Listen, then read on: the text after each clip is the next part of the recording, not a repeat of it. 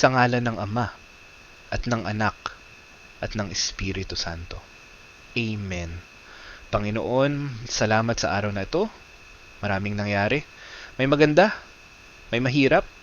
Pero ngayon, Lord, bago ako matulog, inaabot ko sa inyo ang puso ko. Patawarin ninyo ako sa lahat ng mga nagawa kong mali. Sa mga oras na nabawasan ang pasensya ko. Sa mga sandaling nagkulang ako sa pagmamahal. At tinatanggap ko ngayon ang kapatawaran ninyo. Lord, right now, I surrender everything, lahat ng stress, lahat ng worries, lahat ng takot. Ibinibigay ko sa inyo, kayo ang aking proteksyon ngayong gabi.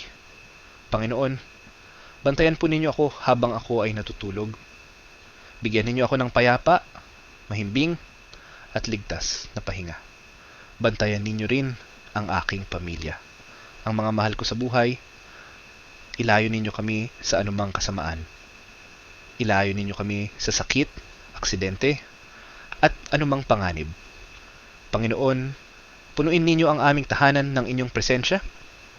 Hayaan ninyo ang inyong kapayapaan, ang maging atmosphere sa buong bahay. Lord, turuan ninyo akong mas magtiwala sa inyo, mas magbasa ng salita ninyo, mas lumalim pa sa pananampalataya, mas maging connected sa inyo araw-araw. Panginoon, hinihingi ko rin po ang pagpapala ninyo para bukas. Bigyan ninyo ako ng bagong lakas, bagong pag-asa, bagong motivation, bagong inspirasyon. At Lord, gabayan ninyo ako kung ano ang dapat kong unahin bukas. Teach me your will. Alam ko na kung kasama kita, walang imposible. Ngayon, nagpapahinga ako sa inyo.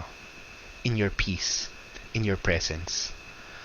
At ipinagkakatiwala ko ang gabing ito at ang buhay ko sa inyong mga kamay. Sa ngalan ng Ama at ng Anak at ng Espiritu Santo. Amen.